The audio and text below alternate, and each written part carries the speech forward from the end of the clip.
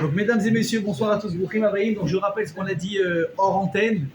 Peut-être que pour ceux qui nous suivent ce soir sur les réseaux qui ne seront pas là, sont pas là en présentiel, peut-être que le cours aura lieu la semaine prochaine, donc dimanche au lieu de lundi. En cas de changement, je vous tiendrai au courant. Donc voilà, pour qu'on puisse un petit peu profiter des vacances sans annuler le cours pour autant. Top. Alors, la semaine dernière, Bessiata d'Ishmaïa, on a vu la première partie des halachot qui concernait donc à partir de 17 Tammuz, incluant Rosh Chodesh Av, et également toutes les restrictions qui s'appliquaient de Rosh Chodesh Av jusqu'à la semaine donc dans laquelle tombe Tisha, c'est-à-dire notre semaine où on est maintenant actuellement. On avait également touché au halachot, une partie en tout cas, une grande partie d'halachot qui concernait la semaine où on est, donc il y a beaucoup de restrictions, vous le savez. La douche, on ne peut pas à l'eau chaude. On a dit que les habits, on ne pouvait plus les laver. On ne pouvait plus se raser, on ne pouvait plus se couper les cheveux, etc. Évidemment, la majorité de ces restrictions ne concernent pas les dames. D'accord ? Les dames ont évidemment le droit de faire tout ce qui est se couper les cheveux, tout ce qui est épilation, etc. Évidemment, celles qui peuvent repousser au niveau des coiffeurs, il n'y a pas mort d'homme, t'avoua bracha. Au niveau des douches, on a dit également que même si nous, on n'a pas le droit de se doucher à l'eau chaude, il faut de l'eau froide. Personne n'a dit qu'il faut de l'eau glacée. Les dames à plus forte raison, même les hommes, il faut juste que ce soit l'eau qui est... Voilà, non, c'est-à-dire frais, ok. Donc ça c'est l'essentiel. Donc on avait parlé aussi des habits, on a dit qu'on ne pouvait pas porter. Si on ne pouvait pas laver, on ne pouvait pas porter les vêtements qui avaient été donc lavés sans avoir été portés au préalable un petit peu. Donc on avait dit qu'il fallait le faire la semaine dernière, avant Shabbat, à la rigueur pendant Shabbat. Maintenant la question qui se pose, ça a déjà commencé. Bon, ben voilà, moi j'ai oublié de le faire. Alors qu'est-ce que je fais ? Je ne m'habille pas, je reste en pyjama. Qu'est-ce qu'on fait ? La réponse elle est, même maintenant, pendant la semaine, celui qui n'a pas pu les porter, alors évidemment il ne peut pas les porter maintenant. Il ne pourra pas les porter. La seule chose qu'il peut faire, c'est les prendre, les mettre par terre et les laisser pendant 1 heure.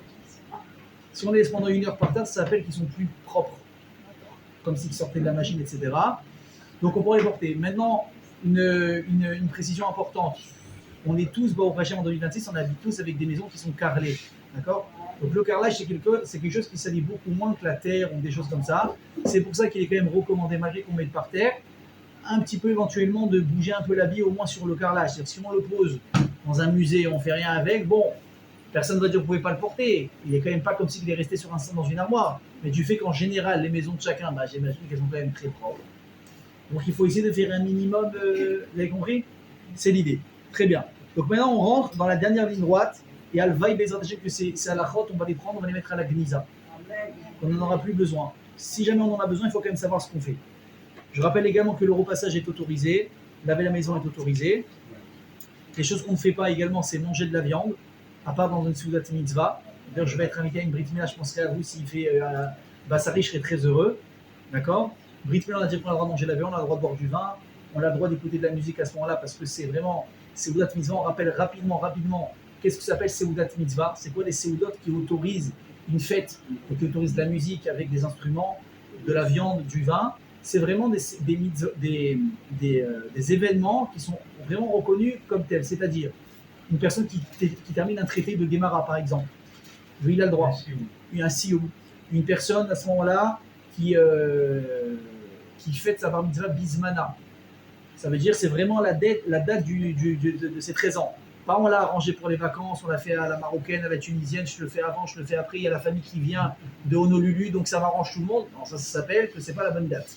Ni avant ni après. Si c'est la vraie date, on a le droit de faire la fête, parce que c'est sa date. Brit Mila, ça s'appelle Seudat Mitzvah. Mariage, dans l'idée oui, sauf qu'on ne peut pas se marier maintenant. Donc ça n'existe pas. Ok, très bien. Brit Mila, même si elle est repoussée, ça veut dire que c'est pas nous qui l'avons repoussée. Ça c'est interdit. Mais le petit il a eu la jaunisse, il a eu un problème de santé, donc on a dû décaler 2 jours, 3 jours, même d'un jour. Comme maintenant ça s'appelle son temps, par la médecine, on ne pouvait pas faire avant. Donc Gamze Mouta, vous avez compris ? Donc, ça c'est bon. Le reste, on ne peut pas manger de viande, on ne peut pas boire du vin. Alors le vin, je précise aussi, c'est une question de minag. Il y en a qui ont l'habitude, même pendant la semaine qui précède Tisha B'Av, de boire du vin. Donc ça dépend du minag de chacun. Et encore une fois, je répète ce que je répète à chaque veille de fête quand on fait les halachot. Minag ne veut pas dire invention personnelle ou familiale. Coutume ne veut pas dire invention basée sur rien du tout. Coutume, c'est-à-dire c'est vraiment coutume ancestrale. Mon père et mon grand-père, et vraiment, ils avaient sur quoi ils savaient. À Tunis, on faisait comme ça, au Maroc, en Algérie. Chacun d'accord. Mais si vous ne savez pas, prenez pas les coutumes de mon cousin parce qu'il est tunisien. Ça ne marche pas. Si vous ne savez pas, on se refait au Shulchan Aruch, on ne mange pas de viande, on ne boit pas de vin. Je sais, on a parlé la semaine dernière, les Tunisiens, ils ont un minag pendant la semaine de manger de la merguez, de la viande séchée. Encore une fois, celui qui a le minag, Yeshua le malismor. Celui qui peut, mais sinon, on ne peut pas faire ça. Donc on va toucher tout de suite, mes amis, maintenant au halachot qui touche vraiment la veille du Tisha B'Av lui-même. Donc, la veille du Tisha B'Av, on ne fera pas Tachanoun. Pour messieurs, pour Mincha. Pourquoi? Comme les veilles de Rosh Chodesh, comme les veilles de fête, on ne fait pas Tachanoun. Comme les veilles de Shabbat. Pourquoi? Parce que dès qu'on rentre dans un Yom Tov ou dans une fête, le Mincha d'avant est déjà une partie du jour qui arrive.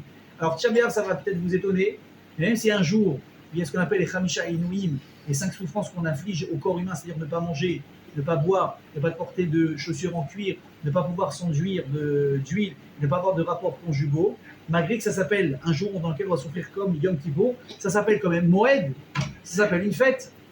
Et également Yom Kippour, c'est un jour de fête, malgré qu'on est en jeûne, ça s'appelle pas des jours de, comment je dirais, non, c'est un jour de Ramma, ça on peut pas l'enlever.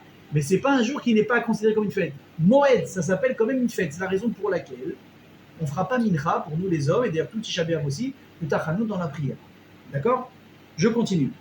Et évidemment, on arrive maintenant dans les halachot qui concernent la seudat hamafseket, c'est-à-dire le dernier repas qu'on fait avant l'entrée du jeûne, que ce soit, donc on fait ça également la veille de Yom Kippour, et donc également la veille de Tisha B'Av. Alors évidemment, c'est pas les mêmes halachot, parce que Tisha B'Av, on est restreint de ne pas manger de viande, on est restreint de ne pas boire du vin, et ça c'est très important par contre. Même les personnes qui ont eu la coutume pendant cette semaine de boire encore du vin, parce qu'on a dit que ça dépend des coutumes. Je précise encore, j'étais chez quelqu'un hier soir, on s'est assis pour faire un petit quelque chose, il m'a dit, est-ce que je te sers un petit digestif, une petite anisette? En bon Algérien, on ne peut pas refuser une anisette. Et là, sa femme m'a dit, ah, on n'a pas le droit à l'alcool dans la semaine. J'ai dit, non madame, excusez-moi de vous corriger, le vin est interdit. Les boissons alcoolisées ne sont pas interdites pendant cette semaine. Hein? Donc j'ai kiffé une petite anisette avec un petit glaçon, ça m'a fait du bien. En fin de journée, je me suis détendu. D'accord? Donc même si cette semaine, il y en a, à part l'alcool, qui ont l'habitude de boire du vin et qu'ils ont le droit selon leur coutume. Donc, par contre, à la seudat hamafseket, ça veut dire le dernier repas qui précède le jeûne lui-même, on ne pourra pas boire ni vin ni jus de raisin.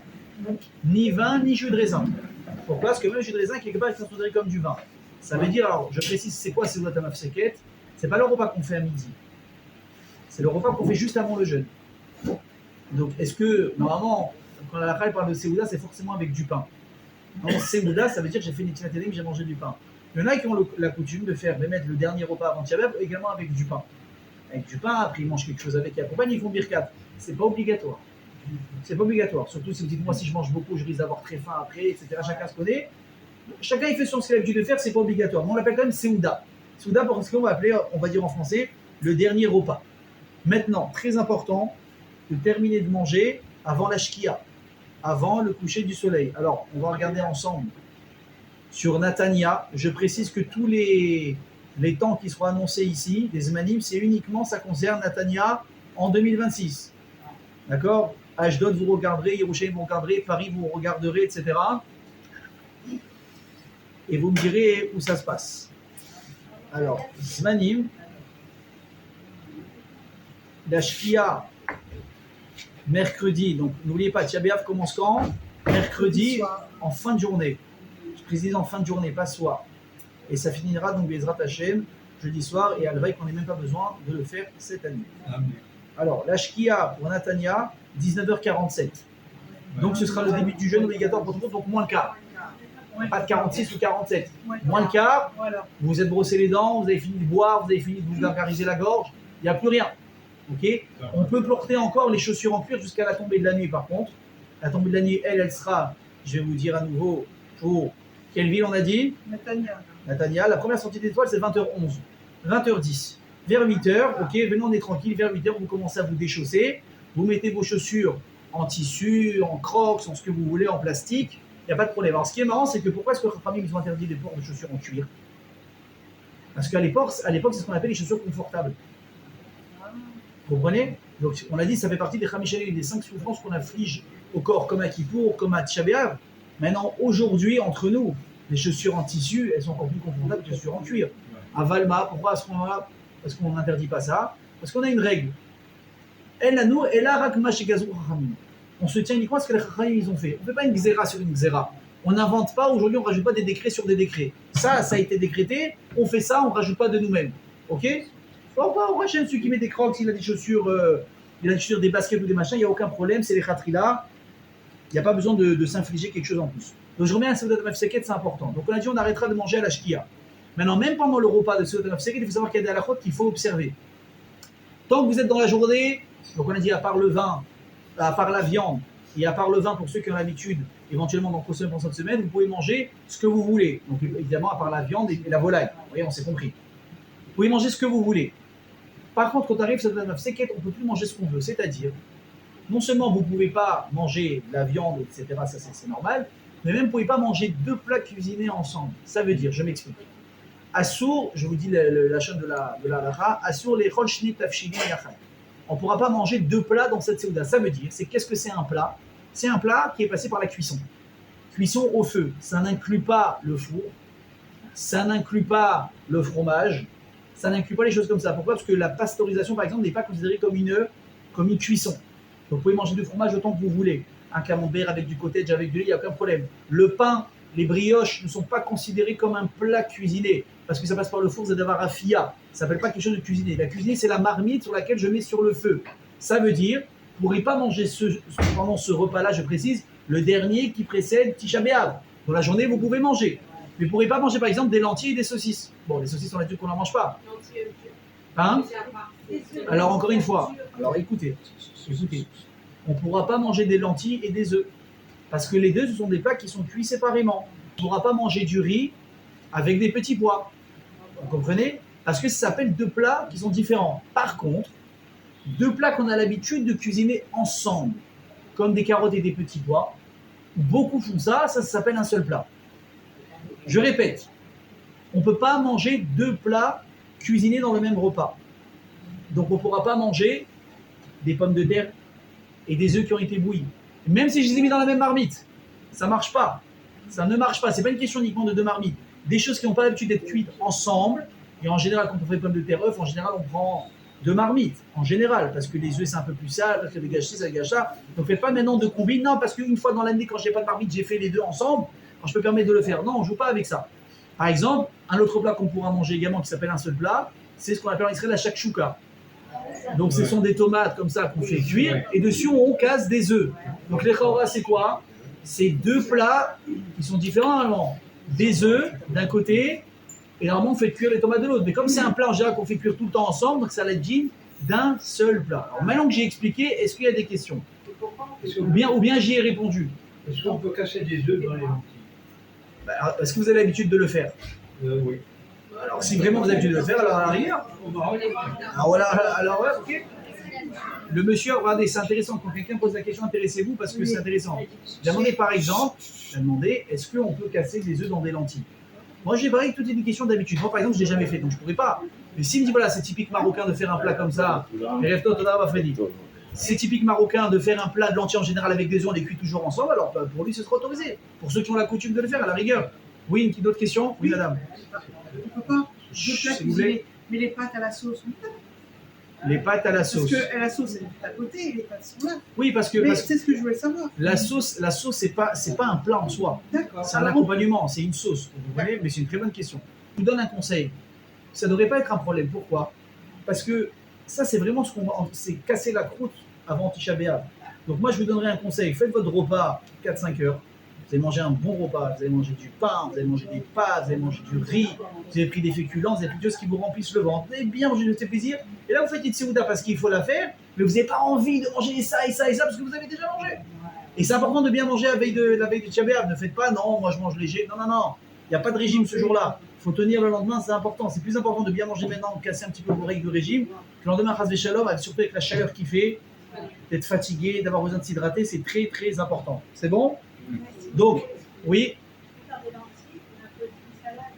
Une salade, c'est une salade fraîche, c'est pas un plat cuisiné. Donc ça, bien sûr qu'il n'y a aucun problème. Donc, je vais préciser, des fruits, des légumes, on peut en manger à volonté tant qu'ils sont crus. Une courgette cuite, bah, ça devient un plat. Une tomate cuite, ça devient un plat. Le fait qu'un aliment se mange cru en général, ça ne va pas me donner l'autorisation de le manger parce que je l'ai cuit. Une tomate, ça se mange cru. Quand tu vas dire, bah, ça change quoi si je l'ai fait cuire? Non, non, non. Une fois que c'est cuit, ça a changé son statut. Ok? Donc, je répète, légumes, fruits, tout ce qui est crudité, on peut manger à gogo, ça ne s'appelle pas un plat. Cornichons également. Alors, les olives, c'est mieux de ne pas en manger parce que ça passe une cuisson, l'olive. Donc, c'est mieux de s'abstenir. On l'a dit, tout ce qui est fromage laitier, on peut consommer parce que la pasteurisation ne s'appelle pas une cuisson. Ce qui passe minima à fait, on a dit ce qu'on fait, on a l'habitude de faire cuire au four, le pain, des brioches, etc. Ça ne s'appelle pas non plus une cuisson. Et pareil, les sauces et les houmous et les moutardes, on évitera. Pourquoi? Parce que les hommes, surtout, ça échauffe le corps. On évite ça avec Shabbat, veille de Kippour, ça on ne mange pas. Mais tout ce qui est houmous, ketchup, mayonnaise, tout ça, c'est pas un plat. Vous pouvez en manger si vous voulez, il n'y aura aucun souci. La bière. Alors même si on a dit qu'on a le droit à la bière aux boissons alcoolisées pendant cette semaine-là, là, sur la Seket, on ne boit pas. À part, je dis quand même le héter de l'Alara, celui qu'à chaque repas, il prend une bière. Parce que soit ça lui ouvre l'appétit, ou soit ça l'aide à digérer. Pour lui, c'est moutard. Mais bon, il faut vraiment le trouver, hein, l'anglais qui aime sa bière comme ça. Ok. La Seudat Seket, elle se fait où? Assis sur une table ou par terre? Il y a fait méode. Par terre. On devra s'asseoir par terre. La Seudat Seket, elle se fait par terre, mes amis. Alors encore une fois, il faut s'asseoir par terre à partir normalement de la shkia, etc. Donc tant qu'on n'est pas arrivé à ce moment-là, on peut rester normalement après le repas. Imaginez que vous avez fait le Seket 1 heure avant de Shabbat. Vous dites, moi je veux pas courir, je veux pas truc, machin, etc. Ok. Alors ce qui se passe, c'est quoi? Vous avez fini de manger avant, donc il faut quand même s'asseoir par terre. Hein. Parce que vous faites la Seudat Seket, il faut être par terre. Vous avez fini de manger, vous ne devez pas rester par terre. Vous vous asseoir sur une chaise. Par contre, à la shkia, tout le monde descend. Évidemment, les personnes qui sont âgées, qui ont très mal au dos, qui ont des problèmes de dos, etc., dispensez. On ne vous a pas dit de vous faire. D'accord? Mais encore une fois, il ne faut pas jouer maintenant au chochotte. Celui qui peut s'asseoir par terre, il s'assoit par terre. Même ceux qui peuvent, même s'ils ne peuvent pas s'asseoir par terre, s'asseoir sur au moins un petit tabouret, une chaise plus basse, viens t'avoir la bracha. Ok? Maintenant, donc on l'a dit, n'oubliez pas quelque chose. On arrêtera de manger à la shkia. Les chaussures, on les enlève à la tombée de la nuit. Ok, donc plus de chaussures en cuir. La ceinture, c'est pas considéré comme du cuir, c'est pas grave. On peut avoir du cuir sous soi. Avec cette chaleur, personne ne portera un manteau en cuir, j'espère. Mais le mec, il a une Harley Davidson, il veut se faire le style jusqu'au bout, il veut mettre un manteau en cuir. Est-ce que moutard? Moutard. Parce que le issur, ça dit uniquement par rapport aux chaussures. Halakha intéressante. Une personne qui aurait fait sa Seudat Mafseket. Donc, je retraduis, c'est quoi Seudat Mafseket? Dernier repas avant Tisha B'Av. Et dans sa tête, ça dit, j'ai fini de manger. Maintenant, il a un coup de rasra un quart d'heure avant Tisha B'Av. Il a envie d'un petit truc sucré. Il a envie d'un chocolat. Il a envie d'un verre d'eau. Il a envie d'un verre de jus de fruits. Il a le droit, il n'a pas le droit. Et dans sa tête, il dit que c'était fini. Mais Tisha B'Av, il n'est pas encore rentré. Alors regardez, c'est quoi la nuance? Si sa décision est uniquement mentale dans sa tête, il a le droit. Mais s'il a dit avec sa bouche, il ne peut plus manger. Malgré que Tisha B'Av n'est pas encore rentré. Je répète. On est à 20 minutes de l'entrée de Tisha B'Av, donc de la shkia. J'ai bien mangé, saha, j'ai plus faim. J'ai un coup de rasra 5 minutes avant. Si dans ma tête, j'ai dit, bon, je pense que je ne mangerai plus, 5 minutes avant, est-ce que je peux reprendre ce que je veux à manger? Oui. Oui. Je peux grignoter encore quelque chose, je peux prendre, il n'y a pas de problème. Par contre, si quand j'ai fini, je dis, ça y est, moi pour moi, j'ai fini de manger, je suis prêt à Tisha B'Av, je ne veux plus manger, j'ai dit avec ma bouche, c'est terminé. Même si j'ai encore une demi-heure, 1 heure avant Tisha B'Av, du fait que j'ai pris sur moi le jeûne, je ne peux plus manger. Est-ce que c'est clair? Il y a des questions? Alors, on vient de le dire. Si on ne dit pas, on peut manger. On ne peut plus manger. Si on a pensé, on pourra manger à ce moment-là. Maintenant, qui est dispensé de jeûner? Alors, il faut savoir que ce jeûne, c'est un jeûne qu'on fait. D'accord? Je vais commencer déjà comme ça. Tous les jeûnes, normalement, il faut les faire. Ok? Tisha B'Av et Yom Kippour, c'est un niveau au-dessus des autres. Donc vraiment, on ne cherche pas des coulottes, surtout que cette année, ce n'est pas un jeûne, par exemple, qui est repoussé. Des fois, ça tombe Shabbat, comme je crois que c'était le cas l'année dernière, c'était tombé Shabbat, on l'a repoussé au samedi soir. Donc à partir du moment où c'est repoussé, on peut toujours un petit peu déjà être plus cool. Là, ce n'est pas le cas. Jeudi, c'est jeudi, il n'y a pas de hétérim facile. Donc, normalement, tout le monde est censé jeûner. Maintenant, évidemment, il y a au cas par cas, c'est-à-dire une femme enceinte qui est à risque de grossesse, qui risquera de perdre le bébé ou quoi. Donc évidemment, avis médical, et automatiquement à demander à un RAF compétent sur le sujet pour savoir qu'est-ce que je fais dans mon cas. Mais une femme enceinte, normalement, qui n'a pas de problème de santé, est obligée de jeûner. Encore une fois, si elle ne se sent pas bien ou bien le médecin dit écoutez, dans votre cas, vous faire attention, il faut bien manger régulièrement. À ce moment-là, on s'adresse au Rav avec le médecin et on voit comment on fait. Une femme qui vient d'accoucher, il y a une différence entre Sefaradim et Ashkenazim. Chez nous, les Sefaradim, on autorise une femme qui a accouché dans les 30 jours de ne pas jeûner la Tisha B'Av. Les Ashkenazim, ils sont marqués uniquement si c'est dans la semaine, dans les 7 jours.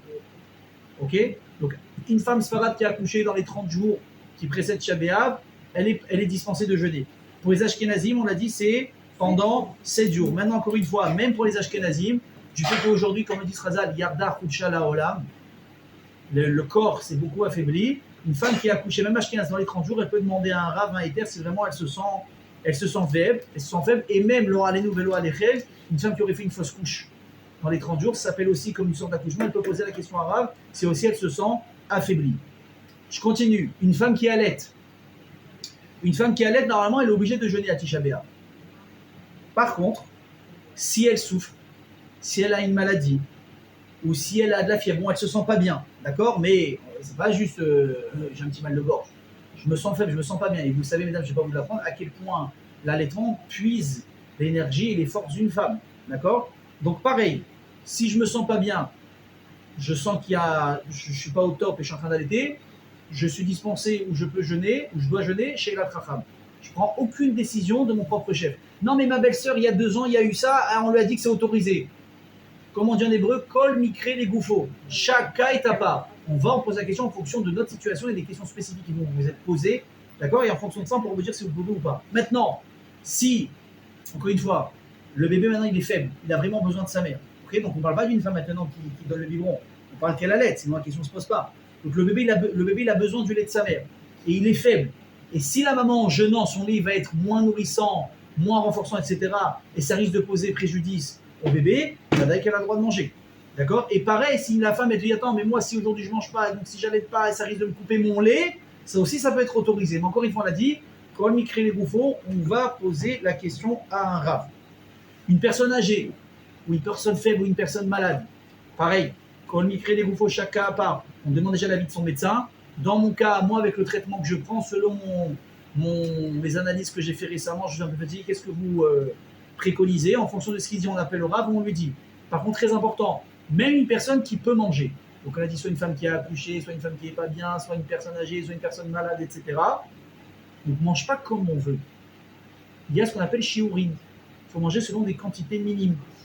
Même quand on boit, même quand on mange. Donc les personnes qui sont concernées, elles demandent à leur Rav de quelle façon je dois manger. Il n'y a pas je me fais un sandwich et j'attaque. Non. C'est vraiment peu par peu pour amoindrir le plus possible le issue de manger le jour de Tisha B'Av. Je précise également par rapport aux chaussures. Donc on a dit qu'il ne fallait pas se chausser. Une femme dans les 30 jours, et même un malade, d'accord, qui n'est pas en danger, mais qui a un problème à son pied, qui a une plaie, qui se sent plus à l'aise dans les chaussures en cuir, ils ont le droit de les porter même pendant Tisha B'Av. Mais encore une fois, aujourd'hui, cette halakha, je ne sais pas à quel point elle a de l'effet, parce qu'encore une fois, on a des chaussures aujourd'hui qui ne sont pas en cuir, dans lesquelles on est plus confortable. Vous avez des crocs, vous avez des baskets, vous avez des choses comme ça, ils vous font des semelles de gomme qui sont épaisses. Mais encore une fois, pas besoin de faire des chumrot, vous êtes bien dedans, mettez-les, bracha. C'est le cuir qui a été interdit, pas le confort. Rappelez-vous de ça.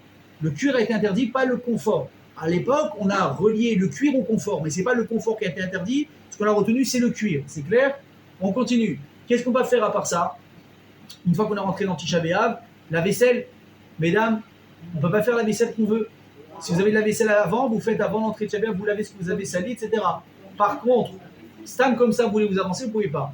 Mais si pour une raison ou pour une autre, vous avez, je ne sais pas, les enfants, vous avez un coup de fatigue, maman, la vaisselle qui est là, ça fait une mauvaise odeur dans la maison, ou bien ça va attirer des mouches, ou bien vraiment après ça va être quelque chose qui va être dur à frotter sur les marmites, etc. Alors dans ce cas-là, on peut autoriser de faire la vaisselle. Vous avez compris? C'est pas les khatri là, c'est pas tout de suite. Oui madame.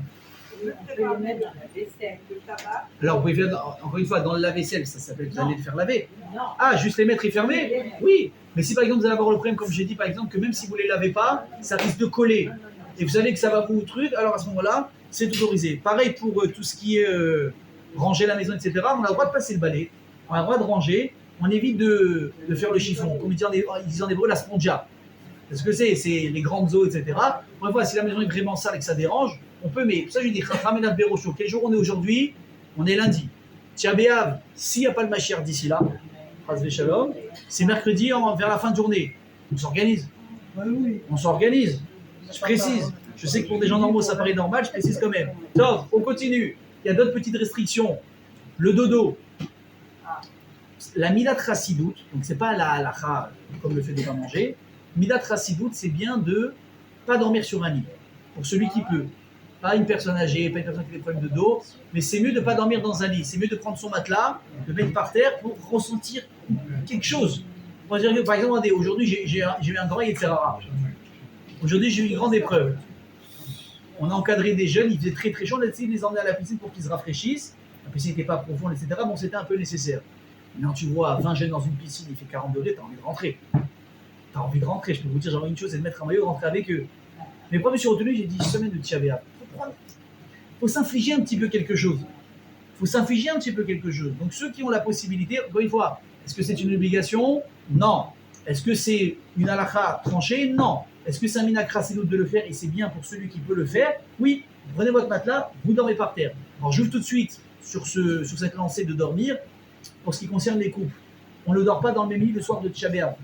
Donc évidemment que les rapports conjugaux, on l'a précisé, vous le savez, c'est pas votre premier Tchabéa ni votre premier Kippour. Mais à part ça, on ne dort pas dans le même lit. Pourquoi? Parce qu'on veut éviter tout dérapage possible.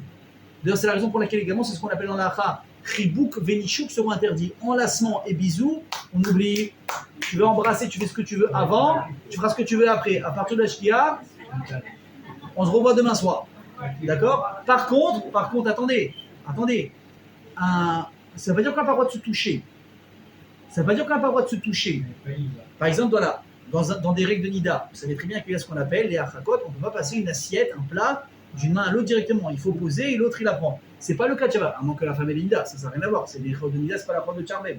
D'accord? Mais dans la règle de Tisha B'Av, on peut se passer un plat, on peut s'appeler, et tu m'entends pas, d'accord? Il n'y a pas un problème de toucher sa femme. La Tisha B'Av comme une femme Nida, ça n'a rien à voir. Mais il y a des choses qu'on ne peut pas faire. Donc on a dit, s'enlacer, s'embrasser, on oublie, dormir dans le même lit, on oublie. Après me dire, ah, mais la question évidemment, j'ai qu'un lit, j'ai des invités, qu'est-ce que je fais? Bah, on va pas dire de dormir sur le palier.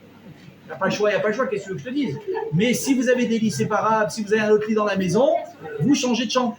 Oui, madame. Vous pouvez dormir sur le canapé, encore une fois, mais si une personne est un peu âgée, elle a des problèmes de dos, des fois on a mal. Mais évidemment, si on peut dormir sur un canapé, etc., alors je précise, c'est pas madame qui va aller sur le canapé, messieurs, vous vous levez, vous allez sur le canapé. D'accord? Vous laissez vos aises, je précise quand même. Ok.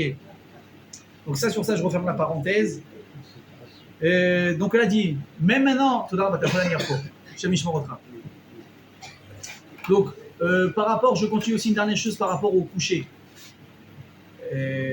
C'est bien aussi même si on dort dans un lit, de s'infliger une différence dans le sens où il faut faire une différence. Ça veut dire que si une personne a l'habitude, par exemple, de dormir sur 2 matelas, ben, il en retire au moins un. Encore une fois, à moins que ce soit des problèmes de dos, problèmes médicaux, problèmes médicaux, il ne peut pas. Mais si tout va bien, tu as 2 matelas, tu en enlèves un. Tu as 2 coussins, tu en retires un. Moi, je dors avec 2 coussins, je kiffe. Ben, je peux vous dire qu'à Tchabéa, je sens la différence. J'en retire un, et ben, je le sens. Vous avez compris, il faut essayer de marquer le coup. Donc ça va, même ceux qui vont dire oui, mais moi j'ai mal au dos, j'ai pas mal au dos, le coussin, c'est pas un problème. Par contre, écoutez bien ce que je vous dis. Si malgré tout, le fait de ne pas dormir sur 2 matelas, ou parce que le type il est très très, comment on dit en hébreu, méfounak, c'est un petit gâté, depuis qu'il a 5 ans, on l'a dorloté, sa mère il a encore 100 ans, elle le dorlote encore, d'accord? Et que si monsieur on enlève son petit coussin à mémoire de forme, il va très très mal dormir, alors il a le droit de le garder. Mais vous avez compris, c'est vraiment dans le cas où le type ne va pas dormir de la nuit. Mais c'est juste qu'il va tourner une fois ou deux, je te dirais même tourne-toi une 3e fois, c'est pas grave. C'est bon, on est d'accord? Allez, on continue. Donc on a dit, Tisha B'Av, on ne pourra pas s'asseoir sur une chaise. On ne s'assoit pas sur des fauteuils. On ne s'assoit pas à table. On ne s'assoit pas non plus sur un lit. On ne va pas tricher. Tu vas, je ne suis pas par terre, je ne suis pas sur une chaise, je suis sur un lit. Qu'est-ce que tu as fait? Si tu dois t'allonger, allonge-toi sur le lit, repose-toi, il n'y a pas de problème. On a dit par terre, mais si on doit s'asseoir dans la journée, par terre. À la synagogue, rappelez-vous, messieurs, aussi, par terre, on a mis les petits tabourets, etc. D'accord? Par contre, juste une halakha pour ceux que ça concerne. Vous savez qu'à Tchabéa, on ne peut pas étudier la Torah. Donc, on faut s'arrêter également. Avant la Shkia, on arrête d'étudier. On ne peut pas étudier la Torah le jour du Tchabéa. Pourquoi? Parce qu'on doit souffrir. Vous imaginez, le seul jour où on n'a pas le droit d'étudier la Torah, c'est Tchabéa. Pourquoi? Écoutez bien, pourquoi? Parce que c'est le plus grand plaisir que l'homme il peut avoir. Or, le but de Tchabéa, c'est justement de souffrir un minimum. On t'enlève le droit d'étudier. Bah, c'est incroyable. Toute l'année, tu peux. T'en as presque pas envie, il faut te forcer. Tiens bien d'un coup.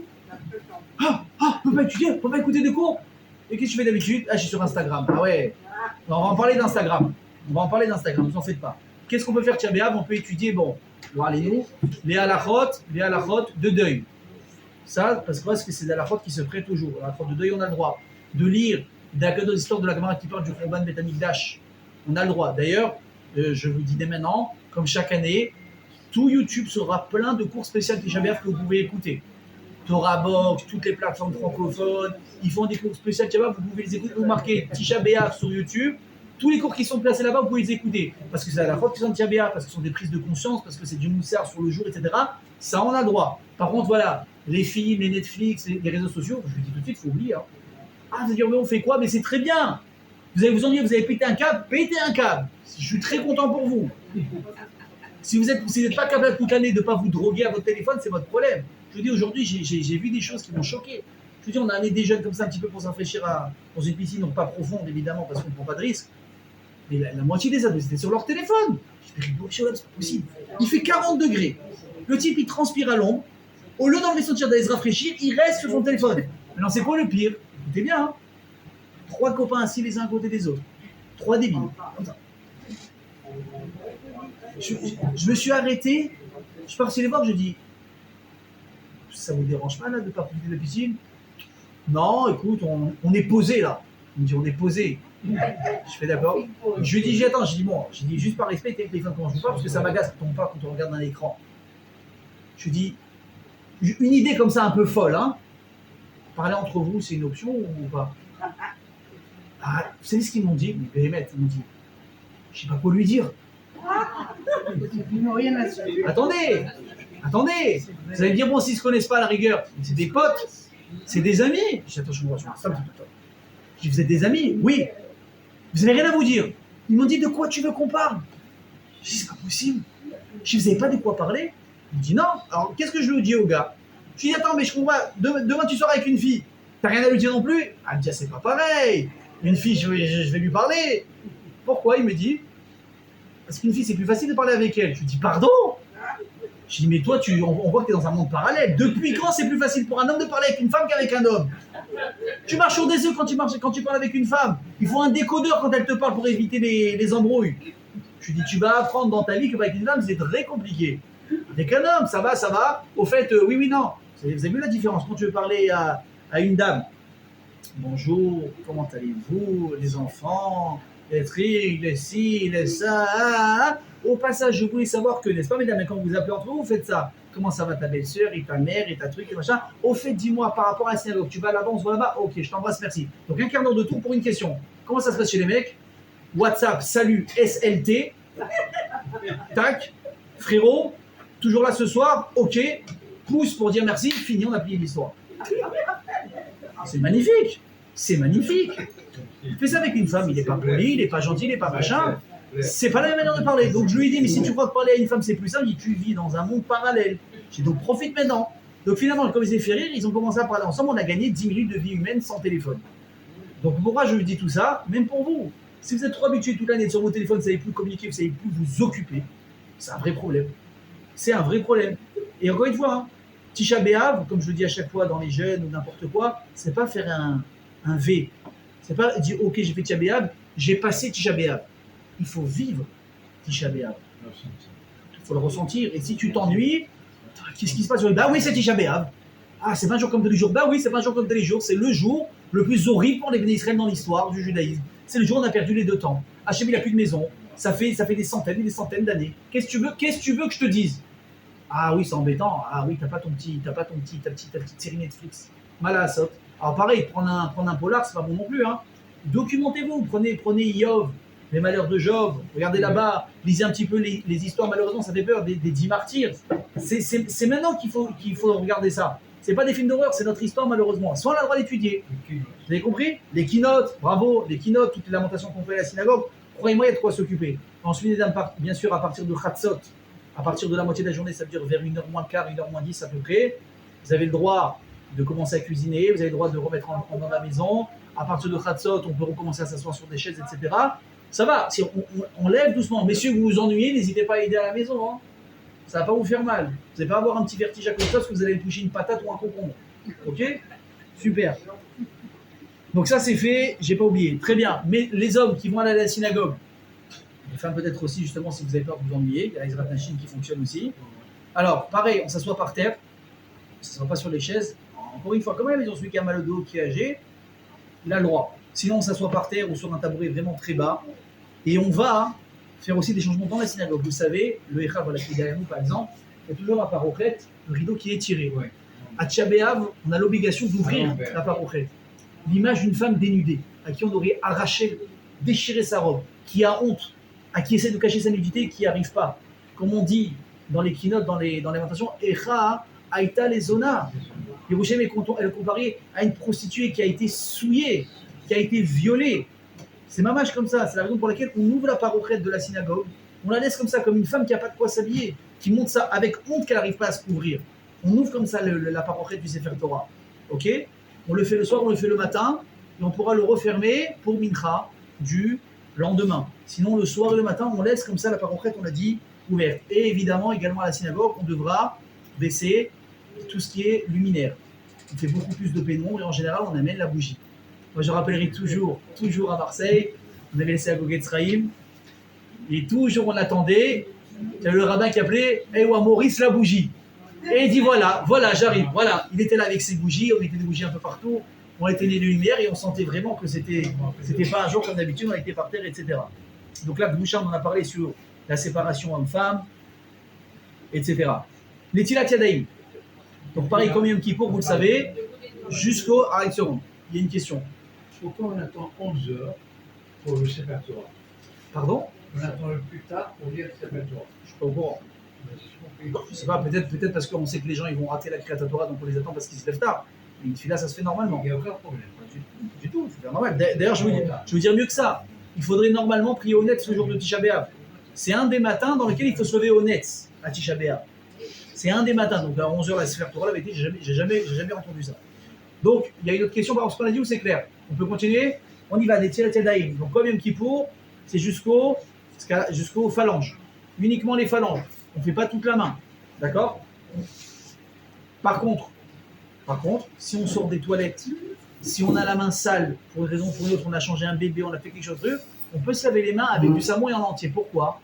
Parce que ça ne s'appelle pas ici un rinçage de plaisir. C'est un rinçage de propreté, ça n'a rien à voir. Donc ça, c'est autorisé. Par contre, pour les Kohanim, s'il y en a ou ceux qui regarderont, eux, les Kohanim, quand ils feront l'Etila dans le Birkat Kohanim, ils doivent faire entièrement l'Etila toute la main. Parce que la mitzvah du Birkat Kohanim, la Netila, c'est de cette manière-là. Donc eux, ils ne sont pas limités ce jour-là par là. Pareil, rincer le visage, on évite. Se rincer la bouche, encore plus. Maintenant, pareil, la halakha, elle prend compte des gens qui sont vraiment très, très hysténistes, qui sont très délicats au niveau de l'hygiène. Moi, par exemple, tous les matins, j'arrive pas à me réveiller si je ne me rince pas le visage. J'ai besoin de me rincer le visage, de prendre un bon café, mais bon, le café, je crois que ce ne sera pas négociable. Le visage, en général, je prends sur moi aussi de ne pas me rincer le visage parce que bon, ça me prend plus de temps de me réveiller. Je suis un peu plus jeune à la Sina pendant 1 heure. Après, je me réveille.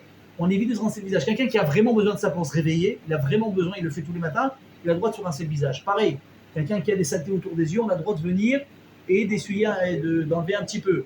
La bouche, on évite. Alors pareil, une personne vraiment qui souffre, qui a peut-être une très mauvaise haleine, qui vraiment, il n'arrive pas comme ça à garder cette... tout ça, on va dire, son sommeil dans sa bouche, il est obligé de se rincer. Alors il y aura le droit, mais attention, il faut vraiment bien pencher la bouche vers le bas. On ne fait pas comme ça, on ne fait pas un gargarisme. Vraiment vers le bas, on rince comme ça et on essaie vraiment, on ne triche pas. Il n'y a pas de détournement d'eau à ce moment-là, d'accord? Super. Donc les brachot, on les fait comme d'habitude. Donc, tfila, peut-être, on essaiera honnête de se lever le matin honnête. C'est une des tfilotes qui est recommandée selon la halakha, de se lever honnête. Les 5 jours où on essaie de prier honnête, mes amis, je vais vous le dire, c'est Tisha B'Av, c'est Shavuot, Rosh Hashanah, Hosha'ana Rabbah. En général, bon, messieurs, nous on a la veillée, donc ça nous arrange même, on enchaîne direct. Et le jour de Purim. Donc c'est les 5 matins où on essaie de faire notre tefila honnête. Donc c'est pas pour revenir à ce que vous disiez par rapport Ça veut dire honnête. Honnête, ça veut dire qu'on prie, il faut faire la Mida au lever du soleil. Ah, Donc vers 5h30, quelque chose comme ça. Donc ça fait donc c'est pas grave. on n'est pas forcément. Oui, ça s'appelle honnête. Ok. Un conseil personnel, ne soyez pas pressé de rentrer à la maison, il n'y a rien à faire. Moi, je veux dire, avec Tisha B'Av, je prends. En général, j'essaie d'éviter d'aller à la synagogue avec mon téléphone. Ça me dérange pas. Alors, Tisha B'Av, je me fais un plaisir de ne pas le prendre. J'ai rien à faire. On ne peut même pas s'adresser la parole en plus de ça. Il y en a même qui font Ta'ani Dibour et c'est très bien. Tu n'as pas de téléphone, tu es construit dans tes keynotes, tu pries, le rab il fait des divrei Torah sur Tisha B'Av, tu as envie d'écouter. Des fois, sur la synagogue, il est midi et demi. Mais moi, j'adore. De 6h jusqu'à midi et demi, tu veux dire, c'est long. Mais si c'est intéressant, et si tu comprends ce que Tisha B'Av, magnifique. J'arrive. Alors déjà, même c'est quoi comme ça, tu as déjà gagné la moitié du jeûne. Ni tu penses que tu as faim, ni tu penses que tu as soif, ni tu penses que si, ni tu penses que truc. Tu as vécu Tisha B'Av comme il faut, tu rentres à la maison, tu es fatigué, tu poses un peu la tête, il n'y a aucun problème. Et on a dit à partir de Khatsot, déjà tu peux recommencer à t'asseoir, etc. Les tefilines. Messieurs, les tefilines. Chaque année, c'est la même discussion. Est-ce qu'on met les tefilines le matin? Est-ce qu'on met les tefilines l'après-midi? En général, quand est-ce qu'on met les tefilines toute l'année? Le matin. Alors, venez, on va faire comme ça. On a le Da'at HaShulchan Aruch Rabbi Yosef Karo. Shulchan Aruch qui a été posé avec la pour tous les Sfaradim à travers le monde. Il dit, le jour de Tisha B'Av, lo manichim tefilin bechacharit. Mais pas les tefilin le matin. Parce qu'on est tellement betsahar, on s'assoit par terre, on ne met pas les tefilin. On mettra les tefilin uniquement à mincha. La majorité des Marocains, c'est comme ça qu'ils font. En France, on faisait pratiquement tous comme ça. En Israël, il y a encore beaucoup de gens qui font comme ça. Par contre, qu'est-ce qu'on appelle dans Israël le minhag Yerushalayim? Le minhag de Jérusalem, ça ne concerne pas que Jérusalem. C'est le minhag de Jérusalem qui s'est répandu en Eretz Israël, où les gens ils mettaient shacharit, même le jour de Tisha B'Av, ils mettaient leur tefilin. Moi, je me rappelle quand je suis arrivé de France en Israël, j'étais à la synagogue à Jérusalem, j'étais choqué que les gens mettaient tefilin shacharit. Oh, je me dis quoi, comment? Mais toujours à mincha, personne mettait tefilin en France le matin. Donc j'ai vu ça, donc au début je le mettais à mincha selon mon minhag. Après j'ai vu dans la halacha, c'est mieux de faire selon le minhag de l'endroit dans lequel on est. Tu es en Eretz Israël, dans une communauté qui fait ce minhag Yerushalayim de mettre les tefilin le matin, toi aussi mets tes tefilin le matin. Maintenant, le plus important c'est stipulé dans la halacha, à Ikar, chez Adavar, lo yigrom les machloket. Il ne faut pas que cette histoire, ça crée des disputes. Rappelez-vous toujours mes amis, la machloket, ça détruit n'importe quelle halacha. La machloket dans le shalom bayit, ça détruit un shalom bayit. D'accord? On n'a pas le droit de mentir en général. Pour le shalom, on peut des fois un petit peu arrondir les angles. Tu as fait ce que je t'ai demandé, tu ne l'as pas fait. Je sais que tu l'as pas fait, mais si tu dis non, tu as le meilleur de dire non, mais t'es mort. T'es mort. Tu dors sur le canapé pendant 48 heures. Qu'est-ce qu'on fait? Ah oui, bien sûr. Et ne dépêche pas, vite, va arranger l'histoire. Tu peux pour le shalom arrondir un peu les angles. D'accord? Parce que la machloket, c'est trop grave, on n'en veut pas. Il y a machloket. Qu'est-ce qui n'est pas présent? Le bon Dieu. Dis-moi ici, je suis désolé, mais j'ai pas ma place. Donc, t'imagines dans une synagogue, le jour de Tisha B'Av, on va pas se disputer pour une question de tefilin. Donc, on répète. Selon le Shulchan Aruch, on met pas le matin, on met l'après-midi. Selon le minhag Yerushalayim, on met le matin. C'est mieux de faire comme le minhag, l'habitude de la synagogue. En général, on demande au rav comment vous faites ici, etc. Maintenant, malgré tout, c'est aussi stipulé dans la halacha que malgré qu'en général, on a la halacha qui nous dit « En porshim et atzibur », il ne faut pas être différent de la communauté dans laquelle on se trouve et faire des différences. Dans ce cas-là, on peut quand même différer un petit peu. Même si moi, j'ai l'habitude d'aller mettre la mincha, parce que j'ai mon minhag marocain ou j'ai mon minhag de France, mais je suis dans une synagogue où ils mettent tous le matin, j'ai le droit de quand même garder mon minhag de mettre l'après-midi. Parce que sur ça ne s'appelle pas l'ôté de Godé ou de faire comme ça chacun des catégories. C'est pour ça que même nous, par exemple, le Rav, il nous l'a dit à chaque année à la synagogue, il a dit Rabotaï, le minhag ici c'est de mettre le matin. Celui qui veut mettre l'après-midi, moi ça ne me dérange pas, il peut faire ce qu'il veut. Encore une fois, Shadavar, lo igrom les machloket. Vous me demandez qu'est-ce qui est mieux de faire? Faites comme votre synagogue, faites comme le Rav, respectez l'endroit. Si votre minhag il vous tient vraiment à cœur, ça fait 70 ans que vous faites, à Kol Besséder, il n'y aura pas de problème. Donc, on sortira le Sefer Torah matin et après-midi. On fera également Haftara matin et après-midi. On fait monter que 3 personnes, et la 3e personne, c'est lui également qui fait donc la Haftara. Il y a également Haftara. En général, on a l'habitude qu'il y en a 3, plus 7, plus 1 pour une Haftara. C'est pas comme ça. 3 montées, Ve'ashlishi ou à Maftir. Et le 3e, c'est lui qui fait Maftir. Il faut qu'on va à Moshe, spécialement. Alors, Vaïcha Moshe, déjà, c'est toujours c'est toujours. Mais le matin, hein, on ne fera pas Vaïcha Moshe, on fera Kitoli de Banim. Ça, c'est la lecture spéciale de Tisha B'Av. Ok? Allez, je continue. Dans la tefila, on n'oubliera pas d'intercaler donc la tefila de Nachem. C'est quelque chose qu'on fait uniquement à Tisha B'Av. Regardez bien, on ne la fait pas toutes les prières. Regardez à quel moment on le fait. Et d'ailleurs aussi une précision, une personne qui doit manger le jour de Tisha B'Av. Et pour une raison ou pour une autre, il doit manger absolument une quantité. Donc on a dit normalement il faut manger selon des shiurim, des petites quantités à chaque fois. Maintenant s'il a mangé beaucoup et qu'avec la quantité qu'il a mangé en plus de ça, il sera obligatoire obligé de Birkat Amazon, il ne fera pas là-bas l'intercalation, comment on dit L'intercalaire, merci. Il ne fera pas l'intercalaire de Nachem. Ça, c'est uniquement quelque chose qui concerne la Hamida, pas Birkat Amazon. Très important, mes amis, pensez à donner de la tzedaka le jour de Tisha B'Av. Très important ce jour-là de donner de la tzedaka, soit pour les pauvres, soit pour les Talmidei Chachamim, les Avrechim, les Kolélim. Si vous ne savez pas, vous inquiétez pas, il y aura toujours où donner. À la synagogue, pourquoi? Déjà, à chaque jeune, il faut donner pourquoi? Ta'anit, qui veut dire le jeune carême en hébreu. Ta'anit, c'est l'otiot tête ani. Donne aux pauvres. Ça fait partie, écoutez bien, je l'ai appris récemment, vraiment je le savais pas, on l'apprend tous les jours. Le fait de donner la tzedaka aux pauvres le jour du jeûne, ça complète le jeûne lui-même, ça fait partie du jeûne. Combien je donne? Minimum le prix d'un repas que je n'ai pas mangé ce jour-là. C'est quoi un repas? 30 shekels. Je veux dire, allez, moi, quand je mange bien. Je ne prends pas la demi-lafa, je prends la lafa. Et je lui dis, tu mets tout un d'heure, on est dans les 50, ça ne va pas vous ruiner, ça ne va pas vous tuer. Surtout le jour de Shabbat, il faut être marbé et tzedaka. On est d'accord? Très bien. Donc les douches, etc., on en a déjà parlé. Le travail, est-ce que j'ai le droit de travailler Tisha B'Av? Alors, on évite de travailler Tisha B'Av, pourquoi? On évite. Enoroé Siman Bracha. Une personne qui travaille Tisha B'Av, il n'a aucune bracha de ce travail. Alors, s'il est obligé d'aller travailler, parce qu'il risque d'être renvoyé, parce qu'il risque ce qu'on appelle d'avara avec, il va perdre des très gros clients, un très gros contrat, il n'a rien à faire, ça va se signer ce jour-là. Si c'est vraiment une perte qu'il ne peut pas rattraper, ça devient moutard comme à Cholamoued de travailler. Mais sinon, on ne travaille pas. Est-ce que c'est moutard, Alpi Din? C'est moutard. On ne peut pas vous dire que tu ne travailles pas comme Shabbat. Non, c'est pas la même chose. Mais tu ne verras pas la bracha là-dedans. On a compris? Donc si tu peux éviter, ça ne sert à rien, repose-toi à la maison, ça vaut mieux que tout. Messieurs, mesdames, n'oublie pas, on ne peut pas se saluer le jour de Tisha B'Av. On ne peut pas se saluer. Comment ça va?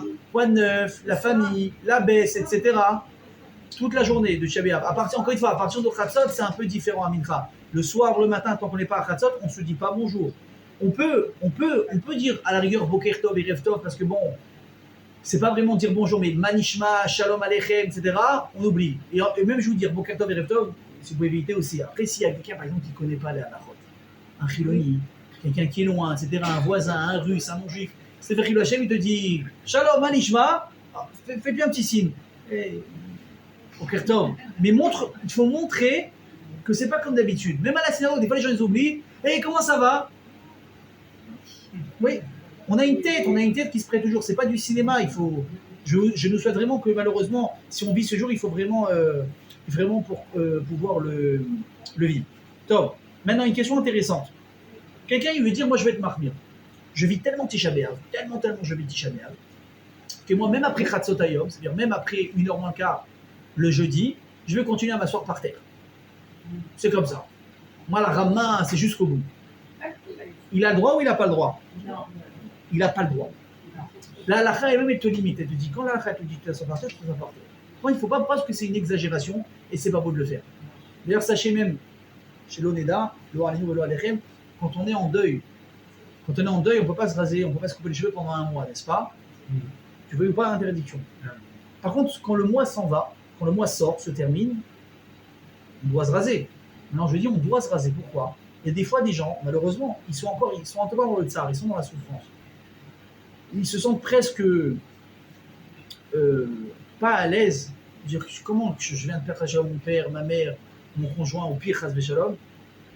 Comment je peux aller faire le beau gosse maintenant chez le coiffeur? Je veux pas, je suis pas capable, je veux encore 2 mois comme ça. Il n'a pas le droit. Il peut pas. Moi, je me rappelle, il y a eu un cas comme ça dans la communauté à Marseille. Le type, il avait perdu, je crois, c'était sa mère ou son père, je ne me rappelle pas. Donc, il a gardé la barbe, bien sûr, et c'est d'abord qu'elle dit. Il a passé ses 30 jours, 31, 32, 33. Le rabbi lui a dit, qu'est-ce que tu fais, Jo? Il lui dit, j'arrive pas. Il lui dit, tu peux pas, tu dois aller te couper les cheveux, tu dois enlever ta barbe, tu dois enlever ton signe de deuil. La lacha, comme on dit, à pécher à ça ou à pécher il tire. La bouche qui te dit oui, elle te dit non. Et quand elle te dit non, elle te dit oui, il faut écouter. Donc à partir de Khatsot, ceux qui sont assis par terre, on se relève, on s'assoit normalement. Pareil, à partir de Khatsot, on pourrait également commencer à préparer, mesdames, le repas pour le soir. Pas avant. Il n'y a pas le soir, je commence à envoyer mes chalotos pour Shabbat, il n'y a rien du tout qui se passe. Tout le monde se calme, on reste tranquille. C'est Tisha B'Av. Il n'y a pas, je commence à avancer mon repas parce que comme je vais leur faire un truc qu'ils adorent, il faut 8 heures pour mijoter, il n'y a rien du tout. On se calme. Il n'est pas content, il a chez sa mère, votre mari. D'accord? Je le dis très clairement. Il n'est pas content, il ira manger chez sa mère. Chez nous, tu lui dis, on est une maison d'Alaha, on commence à préparer le repas à partir de Chatzot. Ok? Birkat Alevana. On a l'habitude de faire Birkat Alevana le soir de Tcha B'Av. Bon, déjà, parce que bon, on est le 9, le 10, donc voilà, il y a à peine 2 jours, 3 jours qu'on va faire Birkat Alevana. Et c'est bien de le faire ce soir-là. Et malgré qu'on sort, on est fatigué, il faut le faire vraiment Bessimcha. C'est très très important. Regardez, je vous dis ça, c'est important, regardez. Noagim Nekadesh Alevana Bemotsai Tisha B'Av. On a la coutume de faire les Birkat Alevana à la sortie de Tisha B'Av. Vetzich Lizer, les Bracha, les Levacha, Besimcha. Faire attention à la faire dans la joie. Ve'atam et Viamach, selon la Kabbalah, c'est ramené. Kedele va serrer Israël. Pourquoi est-ce qu'on fait ça le soir de Tisha B'Av, à la sortie de Tisha B'Av? C'est fait pour annoncer au Bnei Israël qui a falpi shenecha vabait vegalo Israël, malgré que notre maison, c'est quoi notre maison? Le temple a été détruit et qu'on a été jeté en exil. Atidim leitradesh kmo alevana vezoa besora ki betisha b'av nolad hamashiach. Malgré qu'on a été exilé, malgré qu'on a perdu les 2 temples, pas un, les 2. Alors à l'image de la ligne qui se renouvelle, nous aussi on va se renouveler, nous aussi on va retrouver notre temple, et nous aussi on va retrouver cette gloire d'antan. Surtout que tiens, vous le savez, c'est un bon signe parce que c'est le jour où on dit que est né le Mashiach. Donc c'est vraiment quelque chose de très bizarre. Donc il faut s'efforcer, une seconde. Et par contre, c'est recommandé, mes amis, de faire Birkat Alevana uniquement après qu'on ait mangé quelque chose. On casse le jeûne. Ok, en général, on a la petite limonade, les petits gâteaux, une petite pastèque, nahon, un petit coca. Alors juste un truc aussi important, et après j'écouterai les questions. Par pitié, ne vous ruez pas sur la bouffe. Ne montrez pas que vous êtes des animaux dès que l'interdit de nourriture il s'est levé. Non. Béhémet, 2 minutes de plus, ça va rien changer. Fatigué, vous serez quand même KO, vous serez quand même si vous l'êtes. Enfin, vous le resterez également. Non, je sais qu'il y a là. On est là, Béhémet, tu prends un verre de coca le soir de Tcha B'Av ou de Kippour, tu as l'impression que c'est le meilleur mets que tu n'as jamais goûté de ta vie. Le borékas pomme de terre que tu ne peux pas acheter toute ta vie parce que tu n'as pas mangé ça, le soir, le sorti de Tcha B'Av, tu manges ça, tu as l'impression que tu as mangé un mets goûteux, incroyable, oui, c'est normal. C'est une question d'étude. Dès que tu te lasses des choses, on te les enlève. Seulement 24 heures, on te les redonne, tu redécouvres l'Amérique. Donc c'est important, même si à la synagogue, j'ai toujours on dresse ce qu'on appelle un petit kiboud, des brachot pour casser le jeûne. Parce qu'une fois, c'est déconseillé de faire Birkat Alevana à jeun. Il ne faut pas faire Birkat Alevana à jeun. Donc il faut manger, surtout qu'on a plus de patience, on ne va pas la bâcler, etc. Donc à la synagogue, s'il y a des gâteaux ou quoi, ne vous poussez pas. Par les animaux, je vous donne même un truc. Et je vous assure que ça va être difficile à faire. Moi, je m'efforce de les faire. Il n'y a aucune obligation d'être martyr, de rajouter du temps. Une fois que le jeûne est sorti, tu fais vite, tu manges. Mais juste pour la anaga, pour la conduite, vous avez votre gâteau dans la main, vous avez très très envie de le manger, attendez 1 minute. Juste pour vous prouver à vous-même que vous êtes capable de vous retenir. Vous avez cette classe parce que vous le décidez. Ce n'est pas votre ventre qui vous dirige comment il faut faire, c'est vous qui décidez. D'accord? Maintenant, donc il faut faire Birkat Alevana, c'est mieux de le faire à la synagogue avec tout le monde. Berov Madrat Meler, c'est mieux. Par contre, si une personne elle sait maintenant, elle est pas tranquille, elle est pas bien, elle est fatiguée, elle a un coup de barre, elle est crevée, à Kol Besséder. Rentre à la maison, mange, bois, assis-toi, récupère, et même Béachri, tu feras ta Birkat Alevana. Par contre, une halakha Birkat Alevana, j'ai vu qu'il y a beaucoup de gens qui ne le connaissent pas. Quand on fait Birkat Alevana, il faut s'assurer qu'on n'ait rien au-dessus de la tête. Je ne parle pas d'une kippa, ça c'est recommandé d'avoir une kippa sur la tête. Il ne faut pas avoir un toit sur la tête. Donc quand vous faites au balcon, des fois je vois des gens, je les vois, ils sont là, je les vois de leur terrasse, ils voient la Levana, ils font, mais ils ont pas une terrasse ou eux, ils ont une terrasse balcon. Donc ils ont un balcon au-dessus. On peut pas, il faut rien avoir entre la tête et nous. Donc on s'éloigne des arbres, on sort pareil des synagogues, on sort bien de la syna, et on fait à ce moment-là, on fait. Oui, la question. Non, c'est la dame derrière. Oui, allez-y. Excusez-moi, j'entends pas la question.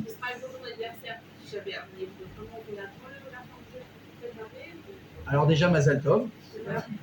Elle a une échama peut-être de Mashiach. On a dit que le Mashiach il est Tisha B'Av. Et j'ai 2 chats chez moi. J'ai un chat et un chat noir, pour bébé. Alors les chats, on va pas laisser mourir de faim, on leur donne à manger. Alors, on prépare-toi en avance et on donne. Si vous pouvez, c'est mieux, mais encore une fois, même c'est un animal, il a besoin de s'occuper, on va pas le faire jeûner, c'est comme un enfant, ils ont besoin de manger. Maintenant, par rapport à votre anniversaire, Mazal Tov, mais ça peut empiéter en rien sur le Tisha B'Av. Madame, écoutez, je suis en train de vous répondre à vous. Malgré qu'il y ait l'anniversaire, un grand Mazal Tov, mais ça ne peut pas du tout empiéter pour Tisha B'Av, ça. Pas du tout. On a dit qu'il faudra attendre Chatzot, et à ce moment-là, on peut commencer, comme on l'a dit, à préparer, etc. Mais rien avant. Ok? Donc ça, on a vu. Ceux qui comptent partir en vacances tout de suite après Tisha B'Av, pensez à nous. Ok? Par contre, on peut pas commencer à faire ses valises après Khatsot. Ça n'existe pas. Tu n'as pas tes vacances pendant Tisha B'Av dans ta tête. Malgré que tu peux t'occuper, on a dit, de certaines choses à la maison, tu peux ranger, tu peux commencer à ranger, tu ne fais pas tes valises. Donc si vous avez prévu le départ top chrono à la sortie de Tisha B'Av, vous avez le vol 3 heures après, les valises, ça se fait avant. Et celui qui attend le lendemain, alors il les fera à la sortie du jeûne. Ok? Juste, je voulais un truc qui est super important. Ma'alat Hayom, écoutez, je vais vous écouter après. Ma'alat Hayom, la valeur, la grandeur du jour de Tisha B'Av. Katav Rabbi Pinchas Mikoritz. Imirsar le Adam et Zedavar. Si une personne, il lui manque une Yeshua dans sa vie, il manque quelque chose qu'il n'arrive pas à obtenir malgré ses prières, malgré ses goulottes, malgré les choses qu'il a prises sur lui, malgré les bénédictions qu'il a prises toute l'année par des grands rabbanim. Et tov ou leitpalel ou levakesh me'Hashem yitbarach al ze betisha b'av. Il est très recommandé et bon de prier pour ce qu'on a besoin le jour du Tisha B'Av. Quand? Be'et yeoshvim ala haaretz. Dans le temps où on est assis par terre. Ça veut dire avant Khatsot de Tisha B'Av, donc avant jeudi, 1h moins le quart. Vous avez depuis l'entrée du jeûne, donc jeudi soir, on a dit mercredi soir, le soir, le lendemain matin, vous êtes à la maison de la synagogue, vous êtes assis par terre et vous avez besoin de quelque chose, le mariage, le shalom dans la maison, les enfants ils s'entendent pas, un problème de santé, le shalom bayit ça marche pas avec mon mari, j'arrive pas, un problème de parnassa, j'arrive pas, vous êtes Tisha B'Av, pleurez pour le temps, pleurez pour vos problèmes, Hachem a dit tu pleures pour moi, je pleure pour toi. Vous avez compris? Chez Yeshbezé Kaparat Avonot. Pourquoi? Parce que le fait de pleurer, d'être assis par terre pour Akadosh Baruch Hu, ça essuie quelque part nos péchés. Mais Chamat Shenishbarim Meod Alken, Acharit Shabbat et Shargashat Moyom Kippour, c'est vrai ça. Mais mec, moi je l'ai fait l'année dernière, on a vraiment passé un très bon Tisha B'Av dans le sens pas où c'était la Java, c'est pas éclaté, on s'éclate pas les jours de Tisha B'Av. On a vécu Tisha B'Av, les cours, la prise de conscience, mamash, c'est vrai qu'on sort de Tisha B'Av, c'est comme un peu Yom Kippour. Tu te sens comme un prix Yom Kippour. Tu as jeûné 25 heures. Tu as eu les 5 souffrances qu'on a dit corporelles, qu'on s'afflige, comme Yom Kippour. Tu sens quelque chose. Et bien parce que c'est une caparat avonot, mes amis, comme Yom Kippour. Donc le fait que tu t'affliges ça, et que tu es par terre pour Hachem, et tu pleures le temps, et tu vis le moment, et qu'à ce moment-là tu pries pour tes propres besoins, Zémit Kabel. C'est écouté par Hachem. Donc comprenez ce que c'est Tisha B'Av. Je répète, c'est pas juste vivre, passer le moment, c'est vivre le moment. Oui, madame. Oui. Non, Shabbat, il faut attendre. Shabbat, il faut commencer jeudi soir. Jeudi soir. Jeudi soir, on commencera. D'accord? Vendredi. Et à vendredi, vous avez jeudi soir. Je pense que vous allez avoir le temps, non? Ouais, c'est vendredi. Ok. Alors, Rabota, juste, venez, on finit ça 2 secondes et on aura terminé. Donc maintenant, on arrive, Bezrat Hashem, à la fin de Tisha B'Av. On est tous en bonne santé, on a pu tout faire le jeûne, on a respecté la halachot. Qu'est-ce qu'on peut faire, pas faire tout de suite à la fin de Tisha B'Av? Immédiatement, on peut recommencer à laver les vêtements. Immédiatement, on peut se couper les cheveux, se raser la barbe. D'accord? Ça, c'est immédiat. Est-ce qu'on peut manger de la viande? Non, mais encore une fois, ça dépend de certaines coutumes. Je sais qu'il y en a qui ont la coutume de manger tout de suite après Tisha B'Av de la viande. Je répète ce que je répète tout le temps et je serai infatigable là-dessus. Quelqu'un qui a une coutume en béton armé, il fait sa coutume. Quelqu'un qui a une coutume de Honolulu, je ne sais pas d'où il la sort, lui-même il ne sait pas d'où ça sort, tu oublies, tu rentres dans les rangs. Donc nous on a la coutume de ne pas manger de viande jusqu'au lendemain après la Shkia, après le coucher du soleil. D'accord? Donc dans notre cas, nous ça veut dire Shabbat. Par contre, comme on sera veille de Shabbat le vendredi, donc le lendemain de Tisha B'Av, et on ne peut pas encore manger de viande, mais mesdames, messieurs, il y a des bons plats qui vont mijoter sur le feu, dire votre Shabbat, vous avez le droit de les goûter même s'ils sont avec de la viande. Oui, parce que c'est une mitzvah, toi, mais c'est une mitzvah de goûter les plats avant Shabbat pour s'assurer qu'il ne manque rien. Madame, elle va goûter, il y a du sel, il y a ça, il y a du paprika. Monsieur, évidemment, il veut donner son petit grain de sel parce qu'on préfère qu'il critique avant. Enfin, on dit qu'il ne critique pas du tout. Mais s'il doit critiquer, mieux vaut avant Shabbat que pendant Shabbat. C'est un bon conseil. Ne chauffez pas l'histoire pendant Shabbat, ça ne vaut pas le coup. Ok? Donc la viande, on l'attendra jusqu'à Shabbat. D'accord? La barbe, les cheveux, on peut tout de suite. Les Ashkenazim en général, pareil, ils attendent le lendemain, après Khatsot. Mais comme c'est veille de Shabbat, on aura droit également de se couper la barbe, de se raser les cheveux, même pour eux, vendredi, parce que c'est dire votre Shabbat. Les habits, écoutez ça. On a dit que, vous savez, depuis déjà un certain temps, on ne peut pas les porter. Les habits neufs qui nécessitent de faire chez Rianou, un costume, une belle chemise, etc., une belle robe. Normalement, il faut attendre après Khatsot, voir le lendemain. Comme le lendemain, on est vendredi, et maintenant tu veux mettre peut-être un beau costume, Alors, on aura le droit de le mettre. Par exemple, tu veux te préparer avant l'entrée de Shabbat. Tu auras le droit de mettre l'habit qui nécessite ce Tisha B'Av dès après Chatzot parce que ça s'appelle Yirvod Shabbat. La musique, Al-Pi Halacha, on a le droit d'écouter tout de suite après Tisha B'Av à la sortie de la musique. Il y en a qui sont Mahmerim, pareil le lendemain après Chatzot. Tavo Alav Bracha, pour ceux qui peuvent un petit peu attendre. Seudat Mitzvah, par exemple du Brit Mila. Si quelqu'un il a, ça peut arriver, la Brit Mila ce jour de Tisha B'Av. C'est assez original, mais ça arrive, on ne choisit pas. Kippour, Tisha B'Av, etc. Donc, une Seouda qu'on doit faire, donc on va faire la Brit maintenant le jour de Tisha B'Av, donc qu'est-ce qu'on fait en général? On la fait proche de la Shkia. Oui, on va la faire proche de la Shkia à la sortie de Tisha B'Av, justement pour pouvoir faire la Seudat Mitzvah qui suit derrière. Donc à ce moment-là, évidemment, si on a invité à une Brit qui a lieu à ce Tisha B'Av, on aura tous le droit de manger de la viande. Parce que de la même manière, on l'a dit dans la semaine qui précède Tisha B'Av, s'il y a une Seudat Mitzvah qui autorise à manger de la viande, on peut manger de la viande malgré les restrictions habituelles. Ce sera pareil pour la sortie de Tisha B'Av. Alors maintenant, et on terminera avec ça, Bezrat Hashem, une question pour vous faire un peu réfléchir. Vous voyez qu'il y a des différences entre, par exemple, le fait de manger de la viande et de boire du vin. On a dit ça, il faut attendre donc le surlendemain après le coucher du soleil. Mais se raser la barbe, se couper les cheveux, on a dit on peut tout de suite à la sortie du jeûne. Pourquoi cette différence? Pourquoi? Alors que c'est entre une fois, la semaine en question maintenant, c'est interdit de la même manière. Tu ne peux pas te couper les cheveux, tu ne peux pas te raser la barbe, tu ne manges pas de viande. Donc c'est au même niveau. Pourquoi à la sortie du jeûne, il y a quelque chose ici qui va différer? Alors je ne sais pas, je ne pense pas que vous avez la réponse. Je vais vous la donner. Alors je vais vous donner la réponse. Et je vous la lis au nom du Rav Ben Sion Abashaout Zecher Tzadik de Kadosh Livracha. Tisporet Vekibus. Je vais traduire, vous en faites pas. Le fait de ne pas se couper les cheveux ou le fait de ne pas laver du linge. Ou Medine Avlout. C'est une question de halachot, de deuil, de coutume de deuil. La reine, chez Nigmera, Avelout Bemotzei Tisha B'Av Moutar, c'est pour ça que dès que Tisha B'Av sort, la Avelout, les dinim, les lois de deuil n'ont plus lieu d'être. Donc tout de suite, ça s'éteint, ça s'arrête. Donc tu peux commencer tout de suite à te raser la barbe et faire tes machines, etc. Par contre, Aval Yain Vebassa, par contre la viande et le vin, Shiisuro, ou Mitaram chez Batlou à Korbanot Ve'anesachim. La raison pour laquelle on a interdit la consommation de viande et la consommation de vin, c'est parce qu'on a perdu ce jour-là le Beth Amikdash et qu'on a perdu les sacrifices et les comment on appelle ça, comment on dit en français, les imbus, comment on dit, libations, bravo, les libations de vin et d'eau. Vous savez, au Misbéach, il y avait 2 trous comme ça dans lesquels on versait du vin, on versait de l'eau, ça faisait les libations. Okay, des sacrifices.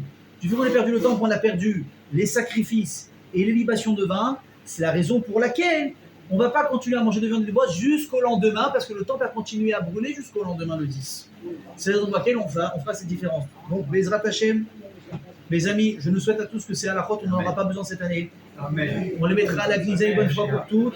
Si jamais on a besoin, je vous souhaite à tous un tzom calme, que ça se passe bien. Et rappelez-vous, le but du jeu, c'est pas de passer le jeûne, c'est pas de passer Tisha B'Av, c'est de vivre le jeûne et de vivre Tisha B'Av. Rappelez-vous tout ça, le cours, si Dieu veut, il sera posté rapidement sur les réseaux pour que vous puissiez le revoir si vous avez des questions.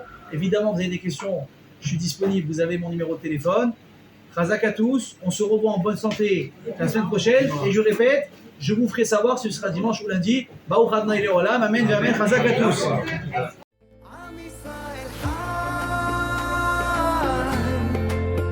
אם לא נשכח תמיד